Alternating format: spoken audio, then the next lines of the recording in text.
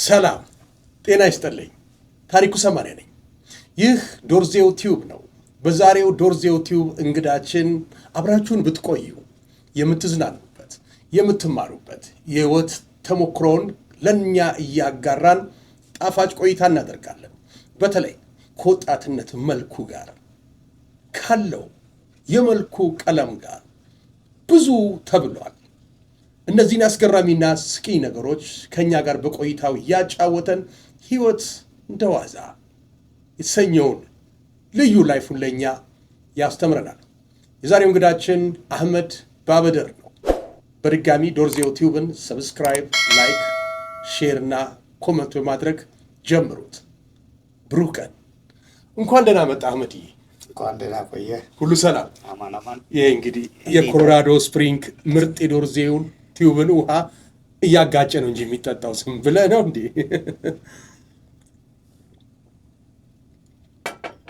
እንዴት ነው? አሪፍ ነው በጣም። ብቸኛ ውሃ ነው ከተራራ ስር የሚገኝ የኮሎራዶ ስፕሪንግ ምርጥ ውሃ ነው። ዶርዜው ቲዩብ ጋር ብቻ ነው የምታገኘው። አህመድ ማን ነው? እስቲ ለተመልካቾቻችን ራስን አስተዋውቅ። አህመድ ማለት እንግዲህ እኔ ነኝ። ተወልጄ ያደግኩት አስመራ ኤርትራ አስመራ ከተማ ሲሆን ያው እንደማንም ልጅነቴን ያሳለፍኩት አስመራ ከተማ ውስጥ ነው። በጣም ደስተኛ ነበርኩኝ። በእኛ ዘመን የነበረው ባህል፣ ጨዋታው በአሁን ላይ ሰዓት ያሉት ወጣቶች ምንም በቃ አይገናኝም። ዋው! በእኛ ዘመን አንደኛ ተንኮል የሚባል የለም። ሁለተኛ ከየት መጣ ማነህ ከየት ነህ ምናምን የሚባል የዘር ጎሳ ጥያቄ አናውቀውም። ስለዚህ ፍቅር ብቻ ነበር። ፍቅር ብቻ ነው በቃ ሰላም የነበረበት ጊዜ ነበር እና እውነት ለመናገር የአሁን ወጣት ሳያቸው ሁኔታቸውን ሳይ በጣም ራሴ ያዝናለሁ። አሁን እነዚህ ምን አይተው ነው ምን አሳልፈው ነው ምን ሆነው ነው የምልበት ሰዓት ገና መች ኖረው ነው። አህመድዬ ልጅነትን እስቲ አስታውሰኝ። እውነት የተወለድክ እድገትህ ምን ይመስላል? በተለይ እድገት ላይ አስተዳደግ እንዴት ይመስላል? ከጎረቤት ጋር ከወዳጆች ጓደኞች ጋር በልጅነት የነበረንም ነገር እንደው አስታውሰን። አስመራ ላይ ምን ይመስል ነበር?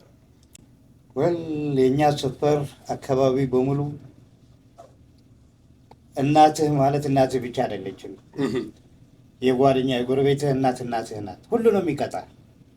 ትልቅ ስታይ ትደነግጣለህ፣ ትፈራለህ፣ ታከብራለህ። በአካባቢ የሚያልፍ ሽማግሌው ስታይ አባትህ ነው። ያዛሃል፣ ትላካለህ፣ ትላለህ፣ ታላቅን ታከብራለህ። በመላላክ ላይ ሰርብ በማድረግ ላይ አስተማሪ ካየህ መንገድ ላይ ትልቅ ነውር ነው። ወይኔ ምን ይሰራል ይለኛል ብለህ በቃ አፍረህ ነው ውጭ ወደ ቤት። እንደ ዛሬ ከአስተማሪ ጋር ሄደህ ቡና ቤት የምጠጣበት ዘመን አይደለም ይሄ ዘመን። ይህ ሸሚዝ እስከዚህ ካልተዘጋ በቃ የሆንክ ባለጌ ዱርዬ ነህ በዛን ዘመን።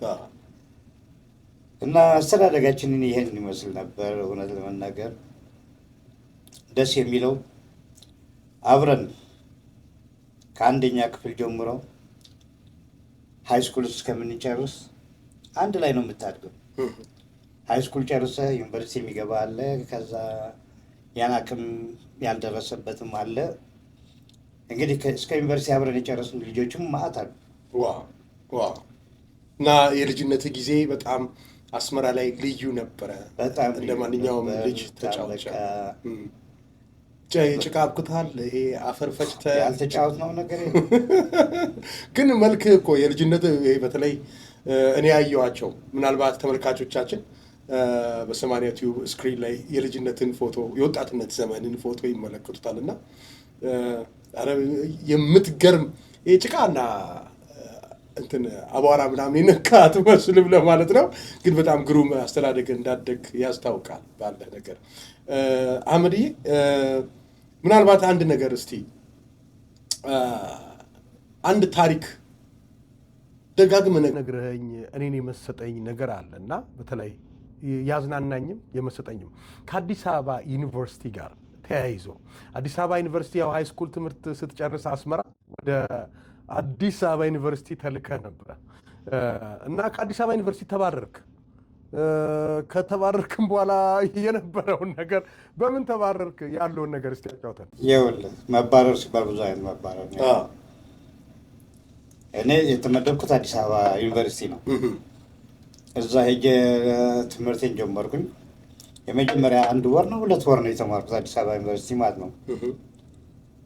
ከዛ እንዳልከው መልኬን አይተው ማለት ነው ይሄ በፍጹም ኢትዮጵያዊ አይደለም፣ እዚህ መማር የለበትም፣ የውጭ ሀገር ዜጋ ነው፣ በዶላር ከፍሎ ነው መማር ያለበት ተባልኩኝና ተባረርኩኝ ማለት ነው። ያው ኢትዮጵያዊ ነኝ፣ አበሻ ነኝ። ያን ጊዜ ኤርትራዊ ነኝ ማለት ትልቅ ፖለቲካ ነው። ኤርትራ ማለት ኢትዮጵያ ጋር አንድ ነበረች፣ አልተለያዩ። እና ኤርትራ የምትባል ቃል ራሱ በደርግ ጊዜ የደርግ መንግስት መስማት አይፈልግም። እኔ አበሻ ነኝ ኢትዮጵያዊ ነኝ ብዬ እንትን እንዳልን ቤተሰብ ውትድርና እንዳሉ ወሰድ ብለው የየመን ፓስፖርት አወጡልኝ። ከዛ በዛ ምክንያት ከውትድርና ድኜ ነበር እና ዩኒቨርሲቲ እንደገባሁ ደግሞ ያው የውጭ ሀገር ዜጋ እንኳ ማለት ነው በዛች ፓስፖርት ምክንያት። እና አንተ አዲስ አበባ ዩኒቨርሲቲ አትማርም የተባልከው የውጭ ዜጋ ነው፣ የውጭ ዜጋ በዶላር መክፈል አለበት ተባልኩ ማለት ነው። ያው አቅም የለም በዶላር ለመክፈል። ከዛ በቃ ተባረርኩኝ፣ አስመራ ተመለስኩኝ ማለት ነው። እሺ ልክ አስመራ ስገባ አስመራ የተወረረች ጎስት ያረፈባት ከተማ ነው የሆነችብኝ። በጣም ተቀየረችብኝ። ለምን? አንደኛ በዛን ጊዜ ለመጀመሪያ ጊዜ የደርግ ውትድርና ብሎ ሰዎችን የወሰደበት ብሔራዊ ውትድርና አፈሳ ነበር። የእኛ ጓደኞች እኔ እኩያዎች በሙሉ ወይ ውትድርና ሂደዋል፣ ወይ ዩኒቨርሲቲ ተመድበው በየክፍለ ሀገሩ ተከፋፍለዋል፣ ወይ ተሰደዋል። እንግዲህ ያቺ ከተማ እንደዛ እንዳልተዝናናሁባት ብቻዬን ቀረሁ። ብቻዬን ነው የምልህ ጎስት ከተማ። እኔ እውነት በቃ ምን እንደምሆን እድሌን ሳስበው የመጪ ህይወቴን ሳስበው ወይ ትምህርት አልተማርኩ ወይ ስራ አልሰራ። የውጭ ሀገር ዜጋ ከተባልክ ስራም አይሰጥህም። ዶላር ግን አንተ ይዘህ አታውቅም በዛ ጊዜ? ዋል አልፎ አልፎ የምንሰራቸው በምጽዋ ሂደን በወደብ መርከብ የምናስገባቸው እቃዎች ምናምን ነበሩ እና እንደ ባትሪ ድንጋይ ብርቅ ነበር በዛን ጊዜ እና ዘመድ ከውጭ ምናምን ባትሪ ይልኩልናል። ባትሪውን ከተማ ውስጥ እንትን እንለዋለን ማለት ነው። በዛ ትንሽ የዶላር እንትን እናገኘ ነበር። ግን በየወሩ ዶላር እየከፈልክ የምትማርበት አቅም ላይ እና አስመራ ተመልሰን እንዳጋጣሚ ነው ያቺ ከአስመራ ዩኒቨርሲቲ መድባኝ ወደ አዲስ አበባ የላከችን ሴትዮ እዛ ዩኒቨርሲቲ ዝም ብዬ ቁጭ ብዬ በቃ ሲስተር እዛ ነው የምትማረው እና ሲስተርን እየጠበቅኩ ነው። አስመራ ዩኒቨርሲቲ እሷ እዛ ስለተመደበች የነቃት የለም። ከተማው ጭር ስላለ ሲስተርን ጥበቃ ሄድክ? በቃ እዛ ሄጄ እሷን ከትምህርት ስትወጣ ለማግኘት ማለት ነው። እና እንደ አጋጣሚ ሲስተር አይታኝ ያቺ ድንግል ማለት ያው ሲስተር እንላቸዋለን እኛ ያው በካቶሊክ እንትን ድንግልና ሲስተርስ ምናምን ይባላል። የሲስተር እንትን ነው ብለው ምናምን አይታኝ እንዴ ብላ ደንግጣ እየሮጠች መጣች። ምን ትሰራለህ እዚህ? አንተ እኮ አስታውሳለሁ ጥሩ ውጤት አምጥተህ አዲስ አበባ ዩኒቨርሲቲ መድቤሃለሁ፣ እዛ ሂደህ ነበር። አዎ። እና ተመለስኩ። ለምን? በቃ ምክንያት አገኘው። ዝም ብዬ ትገላግለኝ ብዬ እናቴ ታማ ድረስ ብለውኝ ቶሎ መጣሁ እናቴን ለማየት ነው። እና ዊዝድሮ አደረክ ትለኛለች። ኧረ አላረኩም። ትራንስፈርስ? ምንም አላረኩም። እናቴን ለመድረስ ቶሎ ነው የመጣሁት። ውይ ይችን አመት ልታቃጥላት? አይሆንም፣ በቃ እዚሁ አስተምርሃለሁ አለች። እዛ አስመራ ዩኒቨርሲቲ መደበችኝ። እዛ ተማርኩኝ ማለት ነው። ገባ እና ልክ 3ኛ ዓመት ስልጨርስ ስል ፋይሌ ከአዲስ አበባ ዩኒቨርሲቲ ወደ አስመራ ዩኒቨርሲቲ ይላካል። ያኔ ይሄ ልጅ አጭበርብሮ ነው እየተማረ ያለው። እንደገና ከኢትዮጵያ ወደ አስመራ ከአዲስ አበባ ወደ አስመራ ተላከ። ኢትዮጵያ ኤርትራ የሚባል የለም በዛ የለም። ኦኬ ብራንች ነበር ሁለቱም። የኢትዮጵያ ቅርንጫፍ ዩኒቨርሲቲ ነበረ። ከአዲስ አበባ ወደ አስመራ ዩኒቨርሲቲ ፋይሌን ሲላክ አጭበርብሮ ነው የተማረው ተብለው ወታደር ተልኮ እንድታሰር ማለት ነው። ትልቅ ስቃይ ውስጥ ገባው። ከዛ ኢኮኖሚክ ነበር ማጠናው። የኢኮኖሚው አስተማሪ ዋናው ኃላፊው ዶክተር ያሲን አበራ ይባሉ ነበር፣ ነፍሳቸው ይማር አሜን። መጡና እሱ ለምን እንደምታስሩት እኔ ነኝ ያስተማርኩት፣ ተጠያቂው ነኝ፣ ከፈለጋችሁ እኔን ጠይቁኝ። እንደዚህ ያጭበረበረ እኮ ሀበሻ ነው ኤርትራዊ ነው እኮ ሀበሻ ነው ብሎ ነው የሚሟገትልህ። እሱ ብቻ አይደለም እና ምን ብሎ ተከራከራቸው። ፍሪ ስኮላር ሰጥቼው ነው አንደኛ የሚወጣ ተማሪ ፍሪ ስኮላር ያገኛል የሚል ህግ አለ። ታዲያ እሱ እኮ ለኢትዮጵያኖች ነው ይሉታል። እንደዛ የሚባል ነገር እኔ በጽሁፍ አላየሁም። ፍሪ ስኮላር ያገኘው አንደኛ የወጣ ፍሪ ስኮላር እንዲያገኝ ነው የሚለው። ለኢትዮጵያዊ ነው ለምናምን ነው የሚል ጽሁፍ የለም ምናምን ብሎ ተከራክሮ ከእስር ቤት ነጻ አስወጣኝ ማለት ነው። ዋው! ከዚህ በኋላ ግን መክፈል አለበት ተባልኩኝና ያቺ መጨረሻ ዓመቷ ዶላር እየከፈልክ እንድትማር ተባልኩኝ። እንደምንም ያችን ዓመት ከፍዬ ዩኒቨርሲቲ አስመራ ነው እዛው ጨረስኩ፣ አስመራ ዩኒቨርሲቲ ማለት ነው። እና ብዙ ስቃይ ነበር። ኦኬ አህመዲ፣ አሁንም ድረስ ስቃይ እንዳለብህ ይሰማኛል። እንመለስበታለን። አረብ ዝርያ አለብህ? አዎ፣ ያው 7 ጄኔሬሽን ኤርትራ ውስጥ ተወልደን ያደግነው ቤተሰቦቼ ግን ኦሪጂናሊ ከየመን ናቸው። የየመን ሰዎች ናቸው። ያ ስልህ ግን 7 ትውልድ ወደ ኋላ ብትመለስ አስመራ ተወልዶ አስመራ ያደጉ እዛው እንትን ያሉ የመንም የማይቋት ነው። እኔ ራሱ ዩኒቨርሲቲ እስከምጨርስ የመንን አላውቃትም።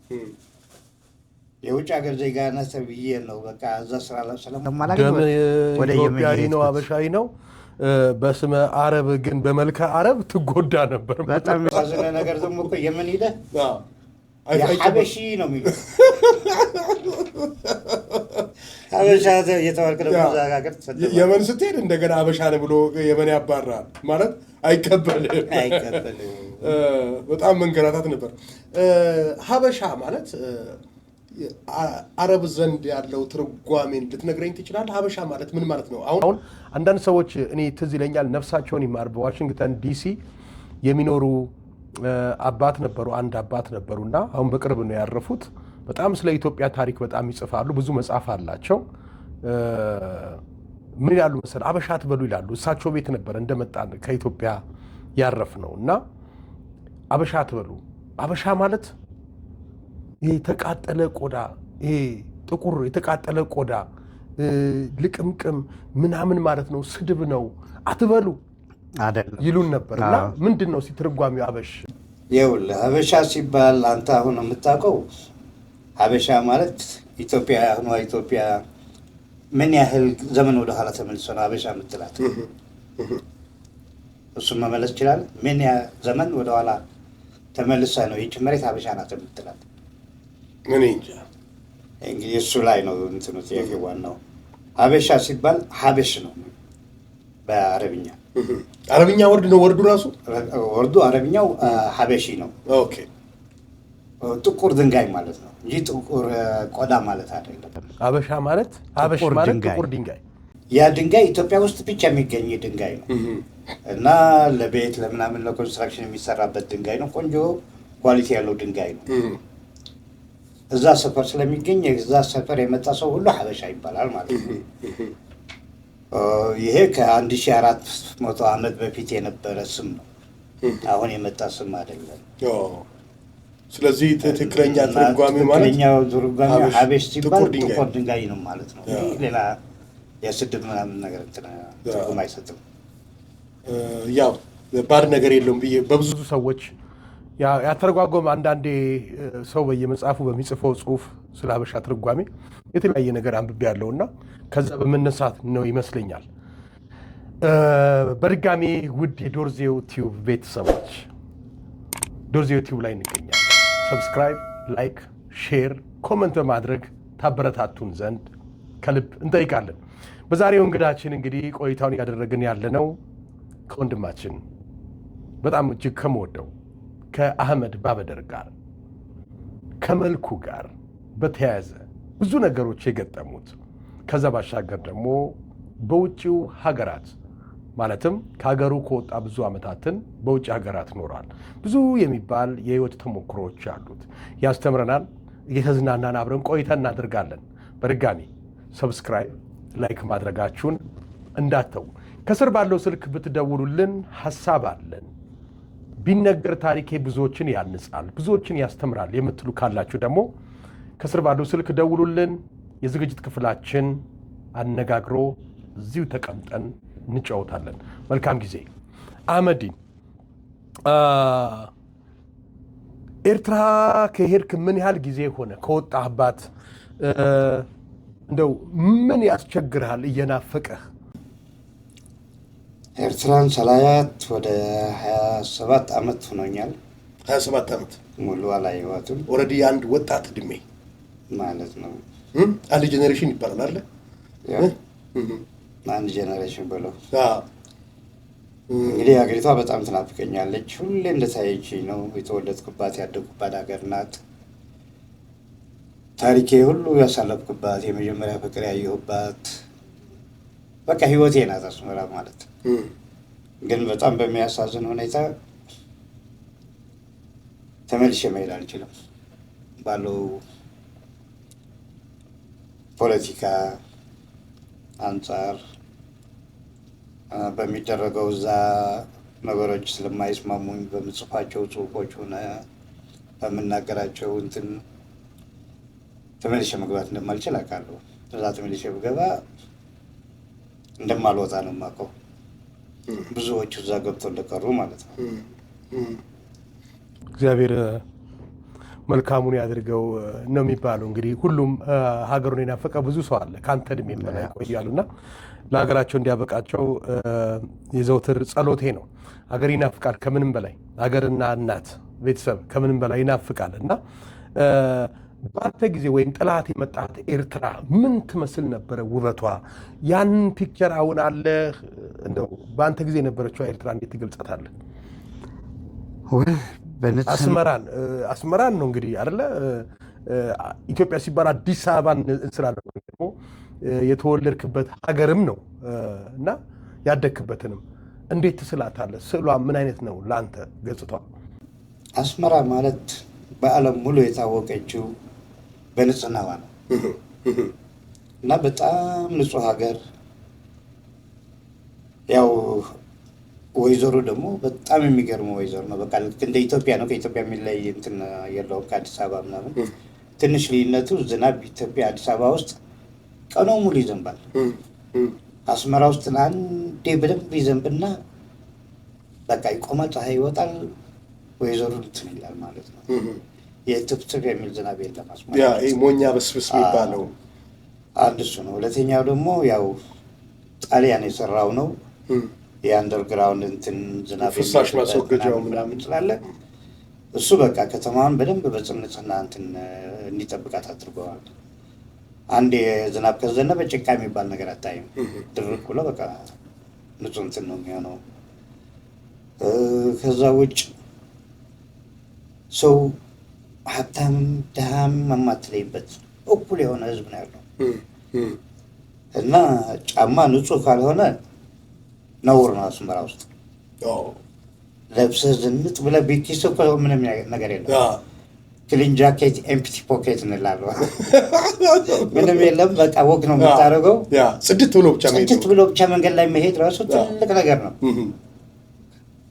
እንግዲህ አንዴ ትዞራታለህ ከተማዋን ሙሉ ከጫፍ እስከ ጫፍ ማለት ነው። ወክ ደግሞ በጣም በቃ ሁሉ ሰው ነው ወክ የሚያደርገው። አድርገህ ወደ ቤትህ ትገባለህ። ግፋ ቢል አንድ ሻይ ትጠጣለህ ወይ አንድ ካፑቺኖ ትጠጣለህ። ያ ግን ከሰዎች ጋር ስትገናኝ የምትጫወተው ጨዋታ ፉቅሩ ምኑ ደስ ይላል በጣም እና ትልቁ ነገር ትዝ የሚለኝ የሚናፍቀኝ ነገር ቢኖር እሱም ነው። አሁን በቴሌቪዥን እንደው ትመለከታታለህ? አሁን ካለው አለቅሳለሁ። አሁን በምንድን ነው አስመራን የምታያት? አሁን ፈራርሳለች። 30 ዓመት ሙሉ ምንም ያገነቡት ነገር የለም። ቀለም መቀባት አትችልም። ፍቃድ ትጠየቃለህ። ለምን? በቃ ያንን ፍቃድ ብታወጣ እቃውን ቀለሙን ከየት አመጣህ አለ። ቀለሙን ለማምጣት ከዋጋው በላይ ታክስ ትከፍላለህ። እና በቃ በጣም ከባድ ነው። በቃ ኑሮ ከባድ ነው። መንገዱ ከፈረሰ መንግስት መንገዱን አይስራው። ተመልሰው ደግሞ ራሱ ሲያሸፉባት ከተማውን ትሰማዋለህ። ኢሳያስን ማለት ነው። ብቻ አስመራን ያው እኛ ኢትዮጵያ ሆኜ ያኔ በምሰማ ሰዓት በጣም በቃ አሜሪካን የሆነ ከተሞችን የምትወዳደር ከጽዳት ጋር ከቴክኖሎጂ ጋር እንደዛ ነው ማቃት ምስላት የሰለጠነች ሀገር የቀደመች ሀገር ሲባል ነው የምሰማው። አሁን ታሪክ ልንገር የገጠመኝ ማለት ነው። ያው እንደምታውቀው ታሪክ እጽፋለሁ፣ የሙቪ እንትን ስክሪፕት ምናምን እጽፋለሁ እና አንድ ቆንጆ ታሪክ ተጽፎ አስመራ ላሉ አክትረሶች ምናምን ላኩላቸው ማለት ነው። ድርሰቱን አዩት፣ ወደዱት፣ ቀረጻ ጀመሩ። ፊልሙ ተሰራ፣ ሁሉ ነገር አለቀ። ለሳንሱር ይቀርብ ተባለ። የት ነው የሚቀርበው? እዛ አስመራ እንትን ባና ቱሪዝም ምናምን ነገር እንደዚህ ባለ እንትኖች አሁን ገብቶ ባለስልጣኖቹን ፊልሙን አዩት ማለት ነው። ታሪኩ ደስ ይላል። ከፖለቲካ ነፃ ነው፣ ከሃይማኖት ነፃ ነው። በጣም አዝናናቸው፣ ወደውታል። ግን አሉት ለምንድን ነው መጥፎ ሰፈር ሂዳችሁ ያነሳችሁት? የፈራረሰ ቦታ ነው።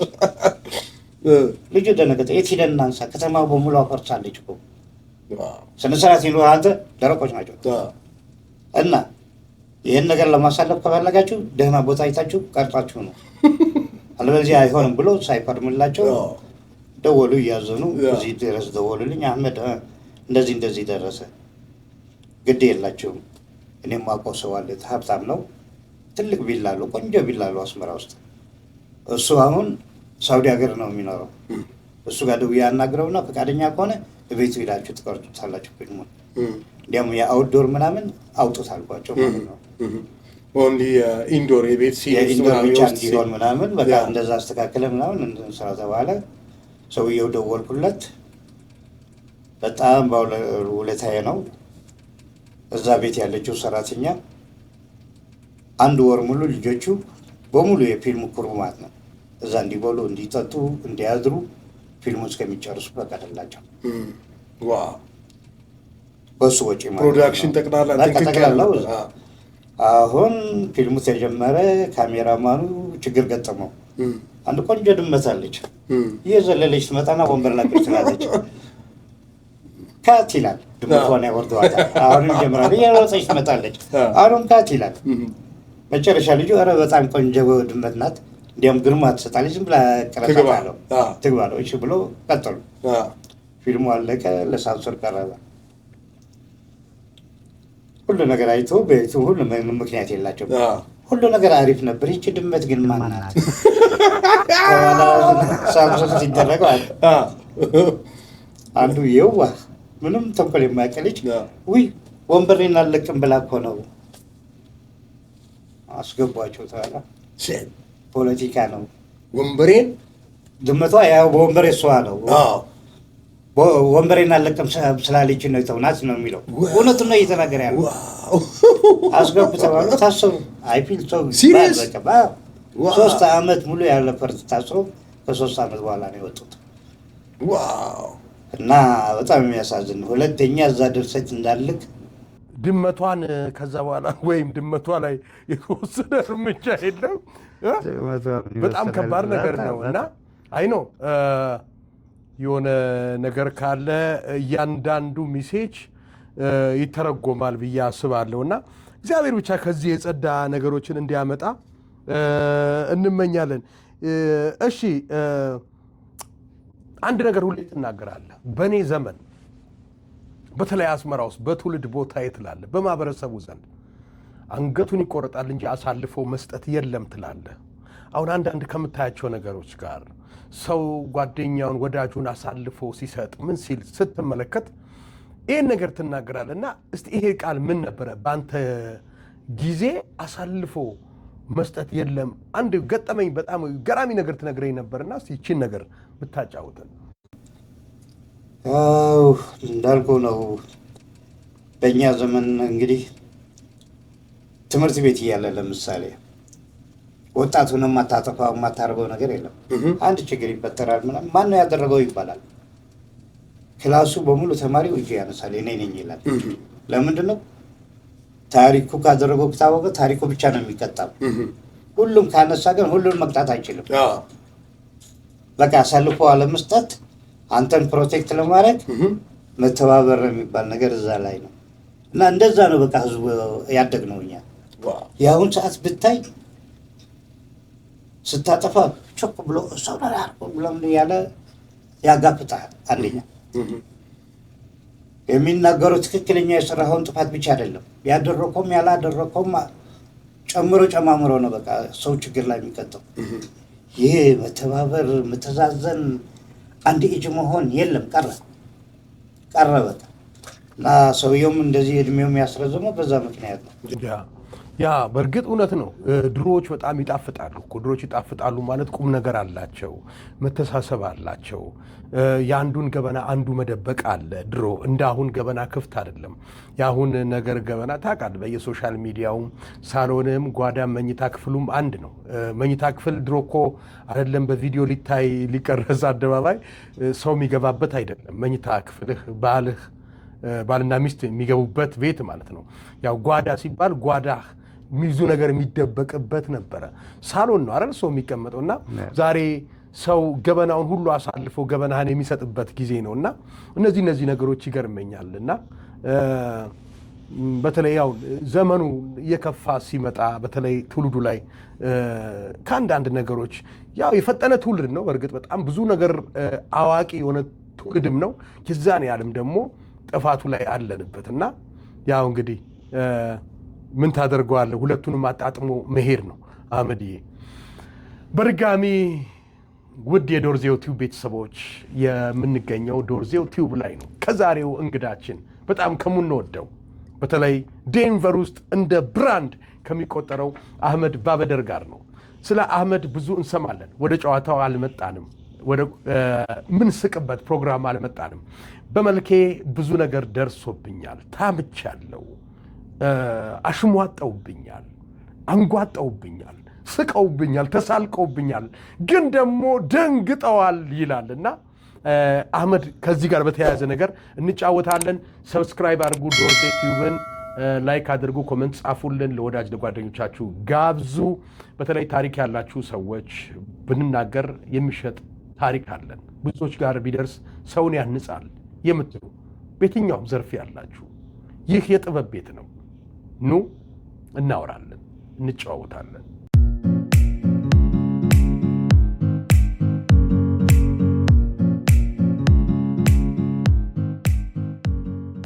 አህመዲን በአሜሪካን ሀገር የቴሌ ድርጅት እንደነበረ ይታወቃል። በተለይ ከድርጅት ጋር በተያያዘ የቴሌኮም ስራ እንደምትሰራ ይታወቃል። ጥሩ ትንቀሳቀስ ነበረ ይባላል።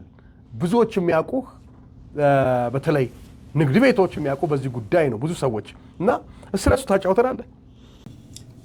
ያው ነበረ ነው እንግዲህ የራሴ የሆነ ዌብሳይት ከፍቼ ሆም ካርድ እያሰብኩ ለኢትዮጵያ፣ ለአረብ ሀገር፣ ለኤርትራ፣ ለህንድ የሚሆን ካርዶች በየአበሻ ሱቁ አከፋፍል ነበር። የቴሌ እንትን መደወያ ካርድ ያ ፊዚካል ካርድ ተፍቆ እንትን የሚለው ማለት ነው። ከዛ አልፎ ደግሞ ኦንላይን እንዲገዙ በኦንላይን እንዲጠቀሙ ልክ እንደ ቦስ ሪቮሉሽን የራሴ የሆነ እንትን ነበረኝ። ሶፍትዌር አዘጋጅቼ ምናምን ሳተላይት ተከራይቼ ምናምን እንትን ብሰራቸው ግን ብዙም አልሰራሁበትም። አጭር ጊዜ ነው። ያው ዋትስአፕ መጣ፣ ቫይበር መጣ፣ የቴክኖሎጂ መጣ ማለት ነው። ሁሉ በነፃ ምናምን የሚያገኝበት እንትን ሲያገኝ ካርድ የሚገዛ ቀረ። ኦንላይን የሚገዛኝ እንትኖችም ቀሩ ማለት ነው። በዛ ምክንያት ያካ ስራውን ቆመ። ያ በጣም ግን ገንዘብ ትሰራ ነበረ። ዘፈርስት ያው የመጀመሪያ አንድ አመት ደህና ሰርቼበታል ተመስገና። ግን ብዙ ሳልቀጥል ይሄ ነገር መጣና እንዳልኩ በአጭር ጊዜ ውስጥ ቆመ ማለት። ዋው ይገርማል። ስለዚህ ለአንተ ቂመኞች ናቸው ዋትስአፕ እና ቫይበር? እሱ የሰጠኝ ተመስገን ብዬ ነው የምቀበለው። ግን ምን ተሰማ ማለት ጥሩ ገባው በቃ በጣም በቃ እንዲያውም አስፋፋዋለሁ ብዬ ብዙ ህልም ነበረኝ ነበረኝ ግን በአጭር ጊዜ እንትን ሆነ ማለት ነው። ምን ያህል ካርዶች ይሸጡ ነበር? ምን ያህል ገቢ ነበረኝ ማለት ትችላለህ? በቀን ወይ በሳምንት አስልተ ማታ ራሱ እንቅልፍ የለም። አንዳንዱ ላይ በቅርብ የሚያውቀው ያው ታውቃለህ፣ እዚህ ማታ ማለት ኢትዮጵያ ቀን ነው። አንተ ልተኛ ስትል እነሱ እየነጋ ነው እና በዛ ሰዓት ነው የሚደውሉት። እየደወሉ እባክህ ካርድ ላክልን፣ እባክህ እንደዚህ ያደርግልን፣ እባክህ እንደዚህ ይሆንልን ምናምን በክሬዲት ካርዳቸው እየከፈሉትን የሚሉ ማለት ነበሩ። አንዳንዱ እንትኑን ገብተው ምናምን አልሰራልኝም ምናምን የሚልሃል እና እሱን ቼክ ታደርጋለህ ኮምፒውተር ላይ ገብተህ ለምንድን ነው ያልሰራው ምናምን። ሀበሻ ደግሞ ኮምፕሌነር ነው እንደምታውቀው እና ራሱ ሰው ስትሆን በጣም ተጭኖ ያደርግልሃል። ልክ የኔ አይነት ዌብሳይት ቦስ ሪቮሉሽን የሚባል አለ። የእነሱ እንደዛ ቴክኒካል እንትን ዲፎልት ሲኖረው ቦስ ጋር ማንም ደውሎ የሚጨቃጨቅ እንደዚህ ያልሆነልኝም ምናምን የሚል የለም። አንተ ግን ሀበሻ መሆኑን ሲያውቁ ያን ሰዓት ሀበሻ ነው ብሎ ያምናል ኮምፕሌን ለማድረግ። አለበለዚያ ባለቃቅስበት ሀበሻ አይደለም ወይ አረብ ነው ወይ ምናምን ነው የሚሉና በጣም የሚያሳዝነው ነገር ደግሞ እዚህ ላይ እርስ በርስ አንተባበርም። እኔ እውነቴ ነው ብለህ ለሀበሻ ሱቅ እየሄድኩ ሳከፋፍል በአይኔ ያየሁት ነገር ማለት ነው። እኔ አከፋፍዬ ገንዘቤን አልቀበልም። ምን ነው ስላቸው ከሸጥን በኋላ ነው የምሰጠው ይሉኛል። ሌላ ዞር ተመልሼ ካርዱን ሳይ የለም ተሽጠዋል። ገንዘቤን ልረከብ ስመጣ እኔ ጋር ደውለው ካርድ እንደገና አምጣልን አለ ማለት ከነጮች ካሽ እየከፈሉ ካርድ ሲገዙ ታያለህ። ዋው! እና በጣም ነጮች ጋርም ያለው ያንተ ካርድ ነው። የኔ ተሽጦ ያለው የኔ ካርድ ነው። ስላለቀባቸው እንደገና ድጋሚ ስጠን እንዳይሉ ገንዘብ እንጠይቃቸዋለሁ። ያንን ገንዘብ አለመክፈል ከሌላ ከነጭ ይወስዳሉ። ገንዘብን ይዙባል ማለት ነው። ሌላ ስራ ይሰሩበት። ዋው! ግን በጣም የሚገርም ማይንድ ነው። እና እንደው ቢዝነሱን እንዴት አሰብከውና ወደዛ ቢዝነስ ቴሌኮም ልትገባ ቻልክ? ልምዱ ነበረ? ተሞክሮ ነበረ? እውነት ለመናገር ቺካጎ የሚኖር አንድ ሀበሻ ነበር። በመልክም አያቀኝም፣ በመልክም አላውቀውም። እና የሆነ ቢዝነስ ምናምን ስናወራ ወደዚህ ውስጥ ገባል። ዋናው ጥያቄያችን የነበረው ምንድነው? ገንዘብ ለመላክ ልክ እንደ ማኒግራም ቴሌንትና ምናምን አለ አይደል? እሱን ለኢትዮጵያ ብቻ ለመስራት ነበር እቅዳችን። ያ ነገር ግን በመንግስትም ብዙ ፍቃድ ልናገኝበት አልቻልንም። ስለዚህ ወደዚህ ሽፍት አደረጋችሁና ወደዚህ መጣችሁ። ይገርማል። አሁንስ በዛ አይነት ነገር የሆነ ነገር አታስብም? እንደው ክሬት ለማድረግ አሁን ዘመኑ እንደውም የኦንላይን ዘመን ነው አይደለ? ብዙ ነገር ኦንላይን የሚሸጡበት ነው። ሶፍትዌር ክሬት ተደርጎ ዛሬ ብዙ አይነት ሶፍትዌሮች አሉ እና በተለይ አሁን ምን ታስባለህ?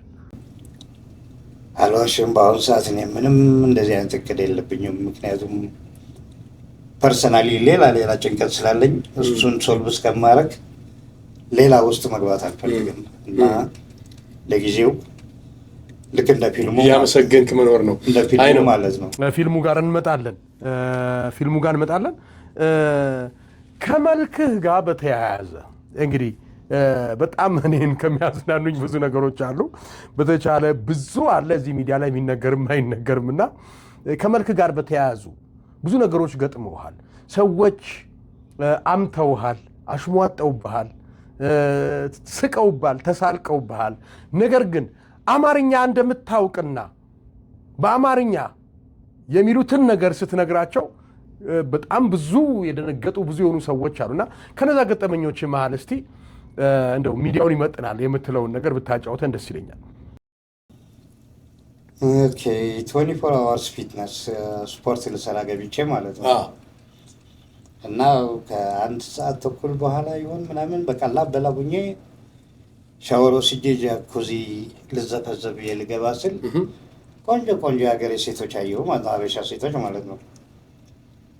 ገንዳ ውስጥ እየተዘፈዘፉ ምናምን ነገር እና እንዲያውም ሳያቸው መልካቸው የሚያምራቸው እነዚህ እስቲ ለፊልም እንዲሰሩልኝ ያው አንተ የምታስበው እሱን ነው ካስት ልታረጋቸው ካስት ላረጋቸው ምናምን ፈገግ እያልኩ ወደ እነሱ አትኩረት አያቸዋለህ። ወይኔ አንዷ ሹፊ የሺባው ቆሌታ እንዴት አባት ነው የሚቀላው እንዴት አባት ነው የሚቀላው ትላታለች። ከዛ ድንግጥ ብዬ እኔ ማለት ነው ቤቴ ኮስተር ሲልባት አንዷ ውይ ሰማሽ ይሰማል መሰለኝ አማርኛ ስትላት ከየት አባቱ አምጥቶት እንዴ ምን አይመስላቸው ነው ወይ የከሰረ ሜክሲካን ነው ወይ ህንድ ነው ወይ አረብ ነው ምናምን እሺ ከዛ በቃ ፊቴን አዙሬ ገባው እዛው የተዘፈዘፍኩ ያለ አንድ የሚያቀኝ ልጅ መጣ ማለት ነው። ልክ ሲያኝ አሜ እንዴ ሳሙቴ ጠፋላየው ምናምን አይለኝም። ያው ምንም ማያጠፋ ነገር አለ ብለህ ነው ስለው ከዛው ባህር ዘላ እንደወጣች ወይኔ ቅሌቴ ያለች ወይኔ ቅሌቴ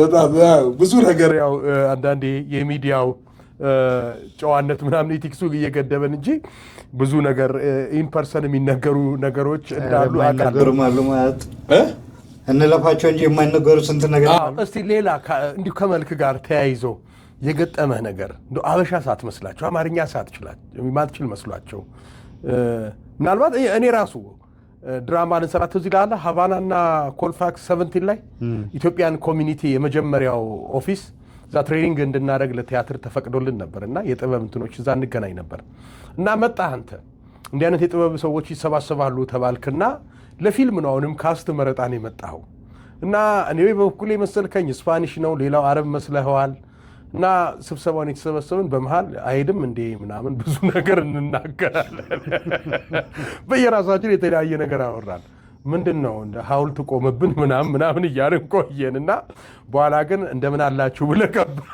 መሀላችን ማለት ነው።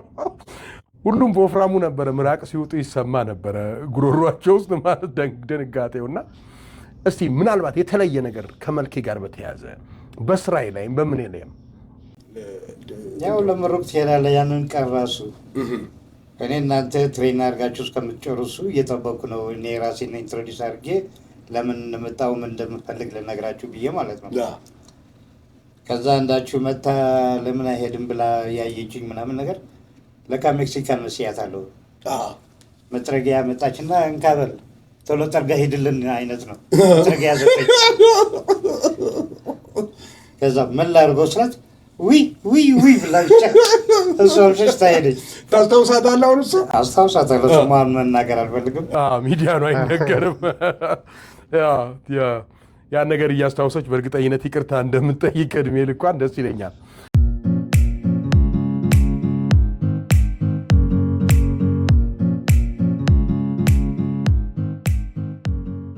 የምንገኘው ዶርዜው ቲዩብ ላይ ነው። ወደ ማጠቃለያችን ሄደናል። ሰብስክራይብ፣ ላይክ፣ ኮመንት፣ ሼር በማድረግ ድጋፋችሁን ስጡን። ከአህመድ ባበደር ጋር ያለንን ቆይታ ከማጠናቀቃችን በፊት ታሪኬ ቢነገር ብዙ ሰዎችን ያንጻል፣ ብዙዎችን ያስተምራል። እንዲሁም ደግሞ አሜሪካን ሀገር አባት ነኝ ግን ለልጆቼ በከፈልኩት ዕዳ እንደ እናት ራሴን ቆጥረዋለሁ። አባት ነኝ ነገር ግን መልካም እናትም ነኝ የምትሉ ሰዎች ካላችሁ በልጆች አስተዳደግ ጉዳይ ብዙ የምናወራው ነገር ስላለ ከስር ባለው ስልክ ቁጥር ብትደውሉልን ወይም ብትጽፉልን የቴክኒክ ክፍላችን ጉዳያችሁን አይቶ እዚህ ቦታ እንድንገናኝና እንድንጫወት ያግዘናል። መልካም ጊዜ።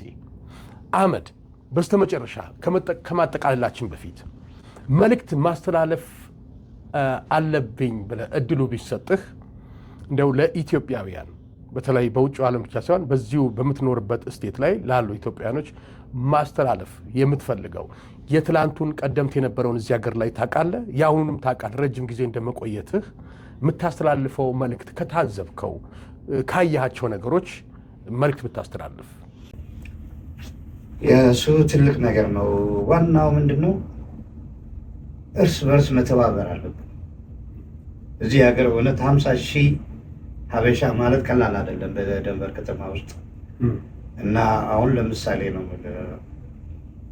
ባዶ ሜዳ መሬት ተገዝቶ ማለት ነው ለ50,000 ህዝብ ማለት ነው አዋጥተን እንትን የምትለው ፓርኪንግ ላት፣ ቢዝነስ ሴንተር ምናምን ያለበት አንዱ ሊኮር ስቶር የሚከፍትበት፣ አንዱ ፀጉር ቤት የሚከፍትበት፣ አንዱ ሱቅ የሚከፍትበት፣ አንዱ ምግብ ቤት የሚከፍትበት የራሱ የኢትዮጵያ ኮሚኒቲ ጠቅላላ እንትን ትልቅ እንደ ሞል እሱ ብቻ አይደለም። ስታርባክ አሁን አለ ለምሳሌ መሬቱ ለስታርባክ ይሄን እንትን ብለህ ኮንትራት አስፈርመዋለሁ። ስታርባክ በራሱ ዲዛይን ነው የሚሰራው። መሬቱ ኮንትራት ነው ካንተ የሚፈልገው ለ20 ዓመት ለ30 ዓመት ትፈርምለታለህ እና መሬቱን በቃ ክራይ ነው የምትቀበለዋል። ያ ገንዘብ ቀላል ገንዘብ አይደለም። ደግሞ እርስ በርስ የሚያጣላ አይደለም። እኩል ያዋጣ ሰው እኩል ድርሻ ነው የሚደርሰው። ክራይ ነው የሚቀበለው። ምንም የሚያጣላ ነገር የለም። ጠበቃ አለ።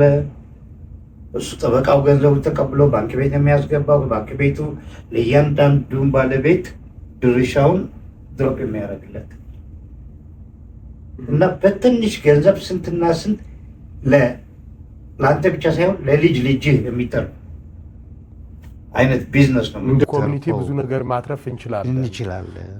ምናልባት እስቲ ምሳሌ ሞዴል ጥቀስ ብትባል እንደው በመተባበርና በህብረት አሜሪካ ላይ ትልቅ ቦታ የደረሱ የሚባሉ የሌላ ሀገር ዜጎች እንደው ጥቀስ ብትባል ለኢትዮጵያውያኖች ሞዴል መሆን የሚችሉ ምሳሌ መሆን የሚችሉ እነማንን እንጠቅሳለን? አሁን ለምሳሌ ብዙ ሳንርቅ እዚህ ቅርብ ሀገር ያሉ ሜክሲካኖችን እንያቸው። ሜክሲካኖቹ እርስ በርስ በጣም ነው እንትን የሚሉት የሚተባበሩት። የራሳቸው ሰፈር አላቸው፣ የራሳቸው ቢዝነስ አላቸው። አንድ ላይ ነው የሚሰሩት፣ አንድ ላይ ነው እንትን የሚሉት የሚያድጉት እና እኛ እንደሱ አይደለም። እኛ ተበታትነናል። መገፋፋት አለ አንደኛ። ሁለተኛ በጣም የሚያስጠላ ምቀኝነትም ታያለህ አንዳንድ ጊዜ። አንዱ እንዳያልፍለት ሲመቀኘው ይሄ ምናምን እንትን ሲለው፣ አንዱ በጣም የሚገርመው ነገር ደግሞ አንዱ ታክሲ መንዳት ከጀመረ ሀበሻ በሙሉ ታክሲ ይነዳል። እዚህ አይነት የስራ እንትኖች ላይ ስታይ ብዙ አበሻው የተለያዩ የስራ መስኮች ላይ አታያቸው። አንዱ አማዞን ገብቶ ምናምን ድራይቨር ከሆነ ሁሉም እዛው ዘሎ ይገባል እና ቫራይቲ የሚባል ነገር የለም።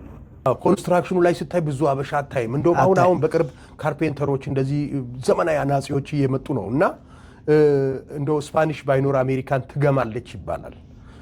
ጽዳቱን የሚሰራው ስፓኒሽ ነው። ይሄ ከኬሚካል ፉዱ ጋር በተያያዘ ስንት ነገር አሜሪካን ጉድ የያዘችው ነው ከመሬት በታች እና ስፓኒሽ ባይኖር ኖሮ ሀገሪቱ ላይ አሜሪካንን አስብ። የትኛው ማህበረሰብ ነው ኮንስትራክሽን ወጥቶ ጽዳት ስራን ምናምን የሚሰራ እና ሁሉ ነገር ላይ ዛፍ ተከላ፣ ዛፍ ተንከባካቢ ስፓኒሽ ነው። መንገድ ስራ ስፓኒሽ ነው። በዛ በእስኖ ምናምን ታውቃለህ እንግዲህ እና እንደው እውነትን ነው። ህብረት ይኑረን፣ መገፋፋት ይቅር። ምቀኝነት ጥሩ አይደለም። እንደ ኮሚኒቲ ብዙ ነን። ብዙ እንደመሆናችን ግን ህብረት የለንም፣ አልተሰባሰብንም፣ እየተገፋፋን ጠፍተናል። ሁሉን ነገር ትተን ሰው ሀገር ላይ ኖረን እንደማደራችን ተገናኝተን ደግሞ ለልጅ ልጆቻችን የምናወርሰው ውርስ ከፍቅር ባሻገር ደግሞ ቅሪት ነውና ቅሪት እናኑር ነው ሀሳብ። እሱ ብቻ አይደለም። ዋናው ደግሞ ከሱ ቀጥሎ ያለው በጣም የሚያሳስበኝ የልጆቻችን ጉዳይ። እዚህ ሀገር ፈርስት ጄኔሬሽን፣ ሰከንድ ጄኔሬሽን፣ ሰርድ ጄኔሬሽን የተባለ ይከፋፈላል። ፈርስት ጄኔሬሽን እኔ ነኝ መጀመሪያ እዚህ ሀገር የመጣሁት። ሰከንድ ጄኔሬሽን ማለት እኔ እዚህ ሀገር የወለድኳቸው ልጆቼ ናቸው። አሁን እነዚህ ኮንፊውዝድ ናቸው። የእኔ ባህል የአሜሪካን ባህል ነው የሚያሳድጋቸው። የእነሱ ልጆች በምን ባህል ነው የሚያድጉት? ቶታሊ የኔነት ባህል አያውቁትም፣ ጠፍተዋል። ያችን ግማሽ ከአባቱ የሚወርሳትን እሷንም ጥሎ የራሱን ያችን ግማሽ የአባቱን ይዘው የአሜሪካናይዝድ ሆነ ነው የሚያድገው ማለት ነው። እና እሱ ብቻ ሳይሆን ቋንቋ ራሱ አማርኛም ትግርኛም ላያወራ ነው ማለት ነው። የአገሩ ቋንቋ ላያወራ ነው። ይሄ ልጅ ነገ አገሩ ቢመለስ ከአያቱ ጋር በምንድን ነው የሚያወራው? አያቱ ኢትዮጵያ ያለችው እንግሊዝኛ አትችልም። እሱ ከእንግሊዝኛ ውጭ የሚያውቀው ነገር የለም። ልጆቻችን ስናሳድግ ራሱ ማህበር ቢኖረን አንድ ላይ የሆነ ነገር እንትን ቢኖረን የቋንቋ ትምህርት ቤቱ በሳምንት 1 ቀን ወይ 2 ቀን ተሰብስቦ አንድ ላይ እንዲጫወቱ ምናምን አንድ ትልቅ ሰው ቁጭ ብሎ የአማርኛ ታሪክ ቢያነብላቸው እንደዛ አይነት ነገር አለ አይደለም። ኮሚኒቲው ኃይለኛ ቢሆን ነው ገባ። እንደዛ አይነት ነገር ቢሆን ልጆቻችንም አይጠቁም። አሁን ኢትዮጵያ ነገር ችግር ተፈጠረ ብትለው የኔ ልጅ ነው ለኢትዮጵያ ነው ሄዶ ለኢትዮጵያ ነገር ላይ ያደርግ እንትን የሚለው። ስለዚህ እያንዳንዱ ሰው በመጀመሪያ በቤቱ መስራት አለበት፣ ልጆቹ ላይ ቤት ውስጥ ይሄ እሳቤ መምጣት አለበት ቤተሰባዊ። ከዛ ደግሞ እንደው መፈላለጉ መውጣት መቻል አለበት። አንዳንድ የሚያገናኘን ህዝባዊ በዓል አለ አይደለ? ኢትዮጵያዊነት በዓል የሆነ ኒው ይር አለ፣ እንደዚህ የአድዋ በዓሎች አሉ፣ እንደዚህ የባንዲራ ቀን ምናምን የሚባሉ በዓላቶች አሉ አይደለ? የሴቶች ቀን፣ የወንዶች ቀን፣ የላባደሮች ቀን፣ የአይን ቀን፣ የአፍንጫ ቀን እየተባለ ይከበራል አይደል? እዚህ ትልልቅ የሆኑ ደግሞ የኛ ህዝባዊ በዓል ላይ ደግሞ ልጆቻቸውን በውብ የባህል አለባበስ፣ ሁሉም የየራሱ የባህል አለባበስ አለው ተገናኝተው። ባለፈው አሁን አይተሃል እንዴት እንደተቸገር ነው። የሀበሻ ሞዴሊንግ ብለን አርት ለማሳየት ብዙ እቅድ አውጥተን ነበር። የት እናገኛቸው? ምክንያቱም አንድ ማህበር የለም ሀበሻን ሁሉ እንትን የሚል እዛ ሄዳ አናውንስ አድርገህ ለሞዴሊንግ በቂ ነኝ የምትል ሴት ትመዝገብ ትላለህ፣ ይመጥልሃል። እንደዛ ብለህ ግን በየቤቱ የሄድክ ማንኳኳት ከባድ ነው። አሁን የኔ ፊልም አለ ለመስራት ፈልጋለሁ፣ ተዋናውያን ፈልጋለሁ፣ ካስት ለማድረግ ፈልጋለሁ። እነዚህን ሰዎች በየቤቱ የሄድክ ወይ መንገድ ላይ እያየሃት እየሄድክ ሀበሻ ትመስላለች፣ ቆንጆ ናት፣ ላናግራት። ሄደህ ስታናግራት ሌላ ነገር ነው ይመስላት፣ ለጠበሳ የፈለካት ይመስላት። ትልቅ ማህበር ቢኖረን ማህበር ላይ የሆነ አድቨርታይዝ ብታደርግ ያ ማህበሩ ያ ቤተሰብ በሙሉ ያየዋል። ህፃን ልጅ ያስፈልገኛል አሁን ለሞቢ አይደል? እዛ ማህበር ላይ ካለች እዛ እንትን ላይ ካለች ዌብሳይቱን ገብታ ካነበበች ውይ ልጄ ጎበዝ ናት ለዚህ ለልጄ ትሆናለች ምናምን ብላ መጣ እንትን ለማለት ትችላለች። ለብዙ ነገር ይሄ ምሳሌ ነው የምሰጥ ለራሴ ምሳሌ ለብዙ ነገር። ፊልምህ ምን ደረሰ? እኔ በቅርበት አውቃለሁ ስለ ቆንጆ ስክሪፕት እንደተጻፈ ፋይናል ደርሰ ካስት መረጣ ገብተን ነበረ፣ ፕሮዳክሽኖች ማፈላለግ ላይ ነበር፣ ስፖንሰሮች የሚካሄዱ ድርጅቶች ጋር ደጅ ትጠና እንደነበረ አውቃለሁ። እና በምን አይነት ሁኔታ ላይ ነው ያለው ፊልሙ? በቃ እንዳልኩ ትብብር ስለሌለ እዛ ላይ ያቆመ። የሄድክባቸው ሰዎች ጥሩ መልስ ሰጡ? ብዙም አይደለም እንትን የምትለው ነገር አይደለም።